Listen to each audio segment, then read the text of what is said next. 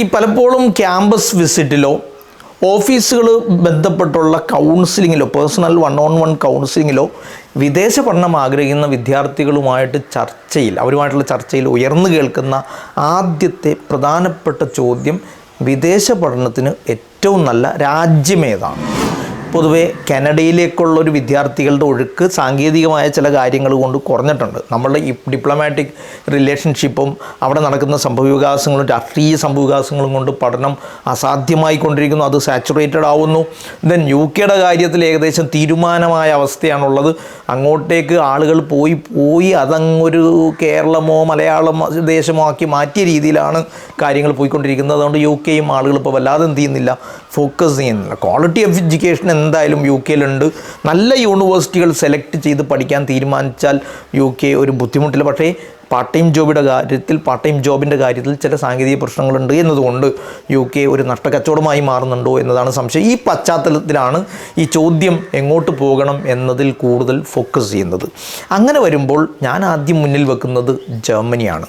German ഭാഷ പഠിച്ച് ഒരു B1 B2 കംപ്ലീറ്റ് ചെയ്തിട്ട് പോവേണ്ടി വരും എങ്കിൽ പോലും ക്വാളിറ്റി ഓഫ് എഡ്യൂക്കേഷൻ വളരെ വലുതാണ്. അതോടൊപ്പം തന്നെ അവിടെ ഒരു എക്സ്പെൻസസ് വളരെ കുറവാണ്.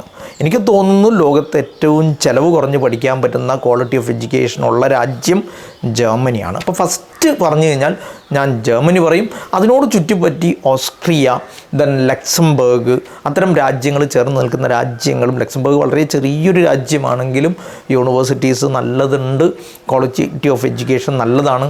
ജർമ്മനിയുടെ ഒരു പ്രത്യേകത ഫ്രീ എഡ്യൂക്കേഷൻ ആണെന്നുള്ളതാണ്. പ്രത്യേകിച്ച് മാസ്റ്റേഴ്സിലും അണ്ടർ ഗ്രാജുവേറ്റ് പ്രോഗ്രാമിൽ ഇപ്പോൾ സ്റ്റുഡിയം കോളേജ് ആയാലും ദെൻ ഓസ് ബിൽഡിംഗ് ആയാലും അത്തരം അവസരങ്ങൾ നന്നായിട്ടുണ്ട്.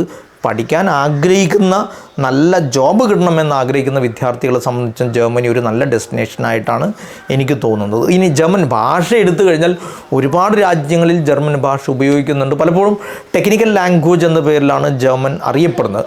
നിങ്ങൾ ഏത് മെറ്റീരിയൽ, ഏത് മെഷീനറിയും ടൂളും വാങ്ങിക്കഴിഞ്ഞാൽ അതിൻ്റെ ഒരു യൂസർ മാനുവൽ അധികവും ജർമ്മൻ ഭാഷയിലായിട്ടായി നിങ്ങൾക്ക് കാണാൻ പറ്റും. അതിൻ്റെ കാരണം ഞാൻ മനസ്സിലാക്കുന്നത് ലോകത്തെ ഏറ്റവും നല്ല ടെക്നിക്കൽ കോമ്പണൻറ്റുകൾ ഏറ്റവും നന്നായിട്ട് ഇറക്കുന്നത് ഫൈനസ്റ്റ് പ്രോഡക്ട്സ് വരുന്നത് ജർമ്മനിയിലാണ് എന്നതുകൊണ്ടാണ്. ഇനി ലോകത്ത് വാഹനങ്ങളായാലും മെഷീനറീസ് ആയാലും ടൂൾസ് ആയാലും ലോകത്ത് ഏറ്റവും നല്ല ബ്രാൻഡ് പ്രോഡക്റ്റുകൾ വരുന്നത് ജർമ്മനിയിൽ. അതുകൊണ്ട് അവിടെ ടെക്നോളജി എഡ്യൂക്കേഷനിലേക്ക് പോകുന്ന ആളുകൾ, ഹോസ്പിറ്റാലിറ്റി ആയാലും ഹെൽത്ത് കെയറുമായിട്ട് ബന്ധപ്പെട്ട ഏരിയകളിൽ പോകുന്ന ആളുകളും ബയോമെഡിക്കലുമായിട്ടൊക്കെ ബന്ധപ്പെട്ട ഏരിയകളിലായാൽ പോലും ഒരു ഇൻഡസ്ട്രി ലിങ്ക് നന്നായിട്ട് വരുന്നു.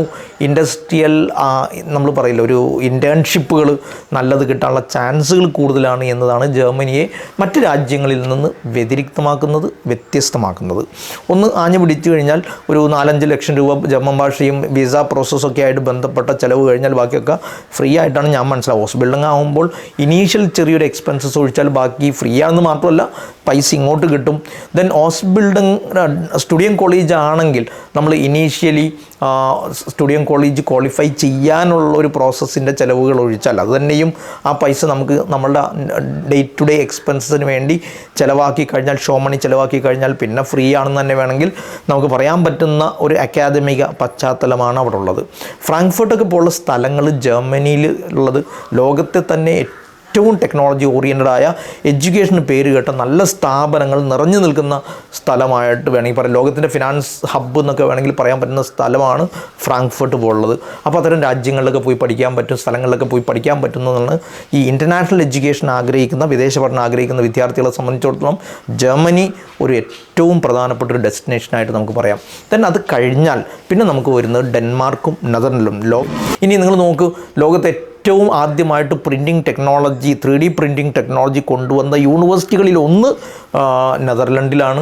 ദെൻ അങ്ങനെ എടുത്ത് നോക്കിക്കഴിഞ്ഞാൽ സ്പേസ് ലോ കൊണ്ടുവന്നത് ലോകത്ത് ആദ്യമായിട്ട് നെതർലൻഡിലാണ്. അപ്പോൾ നെതർലൻഡും ഡെൻമാർക്കും ടെക്നോളജി എഡ്യൂക്കേഷൻ്റെ കാര്യത്തിൽ ലോകത്തെ ഏറ്റവും മികച്ച ടെക്നിക്കൽ യൂണിവേഴ്സിറ്റികൾ അവിടെയാണ്. ചിലവ് റിലേറ്റീവ്ലി കുറവാണ്, പബ്ലിക് യൂണിവേഴ്സിറ്റീസാണ്. ദെൻ അതോടൊപ്പം സ്റ്റേ ബാക്ക് ഉണ്ട്, 1 വർഷം 1.5 വർഷം നമുക്ക് സ്റ്റേ ബാക്ക് ഉണ്ട്. ജർമ്മനിയിൽ ജോബ് ഓപ്പർച്യൂണിറ്റീസ് നമുക്ക് ട്രൈ ചെയ്യാൻ നന്നായിട്ട് മിക്കവാറും അവിടെ തന്നെ അങ്ങ് എസ്റ്റാബ്ലിഷ്ഡ് ആവുന്നതാണ് നമുക്ക് കാണാൻ പറ്റുന്നത്. ലോകത്തെ ഏറ്റവും നല്ല എഡ്യൂക്കേഷൻ മോഡൽ കൊണ്ടുവന്നത് ഫിൻലൻഡാണ്. വളരെ സമാധാനപരമായി പഠിച്ച് ജീവിച്ച് പോരാൻ പറ്റും എന്നതാണ് ഫിൻലൻഡിൻ്റെ ഒരു പ്രത്യേകത. അപ്പോൾ ജർമ്മനി, ദെൻ അതുപോലെ ഡെൻമാർക്ക്, നെതർലൻഡ്, ദെൻ അതുപോലെ തന്നെ ഫിൻലൻഡ്. ഇത് 4 സ്ഥലങ്ങൾ നമുക്ക് പറയാം. ഓസ്ട്രേലിയ നല്ലൊരു ഡെസ്റ്റിനേഷനാണ്. പ്രത്യേക കാലാവസ്ഥയായിട്ട് ബന്ധപ്പെട്ട് പറയുമ്പോൾ നമുക്ക് മലയാളികളെ സംബന്ധിച്ചും കേരളക്കാരെ സംബന്ധിച്ചും സമാനമായ കാലാവസ്ഥ എന്നൊക്കെ വേണമെങ്കിൽ പറയാം.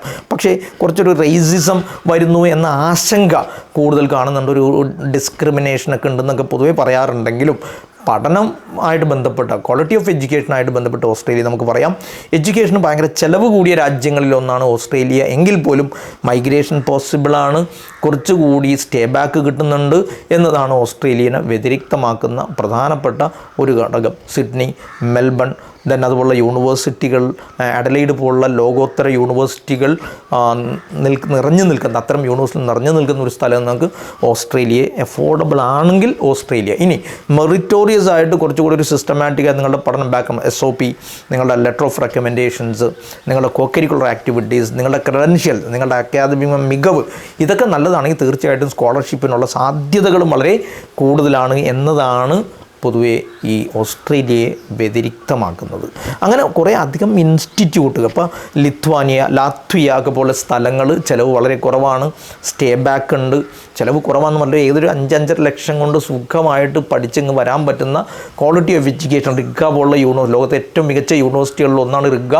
കൗനാസ് ടെക്നിക്കൽ യൂണിവേഴ്സിറ്റി എന്ന് പറഞ്ഞ KTU നാസയുമായിട്ട് അസോസിയേറ്റ് ചെയ്ത് ലോകത്ത് ആദ്യമായിട്ട് സ്വന്തമായിട്ടൊരു സാറ്റലൈറ്റ് ഉണ്ടാക്കി വിക്ഷേപിച്ച ഒരു ക്യാമ്പസ് എന്ന നിലക്ക് ടെക്നിക്കൽ കോഴ്സുകൾക്ക് കൗനാസ് ടെക്നിക്കൽ യൂണിവേഴ്സിറ്റി മികച്ചൊരു സ്ഥാപനമായിട്ട് നമുക്ക് വേണമെങ്കിൽ പറയാവുന്നതാണ്. സ്വീഡൻ ഒരു കാലത്ത് നല്ലതായിരുന്നു, പക്ഷേ സ്വീഡൻ്റെ ഒരു അക്കാദമിക സോഷ്യൽ അന്തരീക്ഷം കുറച്ചുകൂടി അവർ വളരെ ക്ലോസ്ഡ് കമ്മ്യൂണിറ്റിയാണ് എന്നതുകൊണ്ട് നമ്മളിപ്പോഴുള്ള ആളുകൾ അവിടെ പോയി പഠിച്ചു കഴിഞ്ഞാൽ ഒരു സോഷ്യലൈസേഷനൊക്കെ റിലേറ്റീവ്ലി കുറവായിരിക്കും. എങ്കിൽ പോലും സ്വീഡൻ മോശമല്ല. വിസ റിജക്ഷൻ കൂടുന്നു എന്നുള്ളതാണ് സ്വീഡനെക്കുറിച്ച് പൊതുവേ ഒരു കംപ്ലൈൻ്റ് ആയിട്ട് പറയുന്നത്.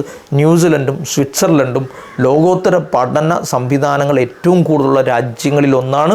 ഇങ്ങനെ രാജ്യങ്ങൾ സെലക്ട് ചെയ്യുക, അതോടൊപ്പം കോഴ്സ് സെലക്ട് ചെയ്യുമ്പോൾ ശ്രദ്ധിക്കേണ്ടത് പരമാവധി നിങ്ങൾ പഠിച്ച കോഴ്സുമായിട്ട് ബന്ധപ്പെട്ട ഹയർ സ്റ്റഡീസ് തന്നെ തിരഞ്ഞെടുക്കുന്നതായിരിക്കും നല്ലത്. പലപ്പോഴും വിദേശ യൂണിവേഴ്സിറ്റികളുടെ അഡ്മിഷൻ പ്രോസസ്സ് കംപ്ലീറ്റ് ആയാലും ഇൻ്റർവ്യൂവിൽ വിസ റിജക്ഷൻ വരുന്നത് നിങ്ങൾ പഠിച്ച ഫീൽഡുമായിട്ട് ബന്ധപ്പെട്ട ഹയർ സ്റ്റഡീസ് അല്ല നിങ്ങൾ തിരഞ്ഞെടുക്കുന്നത് എന്നതും അതിലൊരു അസാംഗത്യം പൊതുവേ ഈ ഇൻ്റർവ്യൂവേഴ്സ് കാണുന്നു എന്നതുകൊണ്ടുമാണ് റിജക്ഷൻ കൂടുതൽ വരുന്നത്. അതുകൊണ്ട് നിങ്ങളുടെ ഡിഗ്രി അണ്ടർഗ്രാജുവേറ്റ് പ്രോഗ്രാമുമായിട്ട് കണക്റ്റഡായ, നിങ്ങളുടെ 12th സ്ട്രീമുമായിട്ട് കണക്റ്റഡായ കോഴ്സസ് അണ്ടർഗ്രാജുവേറ്റ് തലത്തിലോ മാസ്റ്റേഴ്സ് തലത്തിലോ സെലക്ട് ചെയ്യുന്നതായിരിക്കും വിസ റിജക്ഷൻ ഒഴിവാക്കാൻ ഏറ്റവും നല്ലത്. ഇത്തരം കാര്യങ്ങൾ പരിഗണിച്ചുകൊണ്ട് ഇനി അതോടൊപ്പം നിങ്ങൾ ചെയ്യേണ്ടത് എന്താ, ഒരു വിദേശ പഠനം ആഗ്രഹിക്കുന്നുവെങ്കിൽ നിങ്ങളുടെ കോഴ്സ്, നിങ്ങളുടെ ഡിഗ്രി നിങ്ങൾ കംപ്ലീറ്റ് ചെയ്ത പ്രോഗ്രാം എടുത്ത് വെച്ച് അതിനോട് അനുബന്ധമായ കോഴ്സുകൾ കണ്ടെത്താൻ ശ്രമിക്കുക. കെമിസ്ട്രി ആണെങ്കിൽ ഫാർമസ്യൂട്ടിക്കൽ കെമിസ്ട്രിയും ഓർഗാനിക്കും ഇനോർഗാനിക്കും ബയോ കെമിസ്ട്രിയും അപ്ലൈഡ് കെമിസ്ട്രിയൊക്കെ പോലുള്ളതും, ഫിസിക്സിലേക്ക് വരുമ്പോൾ മെറ്റീരിയൽ സയൻസും നാനോയൊക്കെ ബന്ധപ്പെട്ട ഏരിയകളിലേക്കും ന്യൂക്ലിയർ ഫിസിക്സുമായിട്ടൊക്കെ ബന്ധപ്പെട്ട ഏരിയകളിലേക്കൊക്കെ നമുക്ക് മാറാം. മെഡിക്കൽ ഫിസിക്സും റേഡിയേഷൻ ഫിസിക്സുമായിട്ട് ബന്ധപ്പെട്ട ഹയർ സ്റ്റഡീസും സ്പെഷ്യലൈസേഷനും സെലക്ട് ചെയ്യാം. ഇങ്ങനെ സബ്ജക്റ്റുകൾക്കനുസരിച്ച് നിങ്ങൾ എടുത്ത കോഴ്സുകൾക്കനുസരിച്ച് ഹയർ സ്റ്റഡീസ് ഓപ്ഷൻ എടുക്കുകയും അതോടൊപ്പം അതത് രാജ്യങ്ങളിൽ ആ മേഖലക്കുള്ള ഓപ്പർച്യൂണിറ്റി എന്താണ്, ഇൻഡസ്ട്രി കണക്ഷൻ എന്താണ്, ഇനി നിങ്ങളുടെ ഫീൽഡുമായിട്ട് ബന്ധപ്പെട്ട ഇൻഡസ്ട്രിയൽ കണക്ഷൻ കൂടുതലുള്ള രാജ്യങ്ങൾ സെലക്ട് ചെയ്യുന്നതും ഏറ്റവും മികച്ച യൂണിവേഴ്സിറ്റി, ഏറ്റവും മികച്ച കോഴ്സ് എന്നിവ കണ്ടെത്താൻ ഒരു ഹോംവർക്ക് ചെയ്യുന്നതും നല്ലതായിരിക്കും. അത്തരം സന്ദർഭങ്ങൾ വരുമ്പോൾ നിങ്ങൾ തീർച്ചയായിട്ടും കോൺടാക്റ്റ് ചെയ്യുക. കൃത്യമായ രീതിയിൽ നിങ്ങളുടെ ഗൈഡ് ചെയ്യാൻ ശ്രമിക്കാവുന്നതാണ്. Bye bye. Career guru, moulding your future.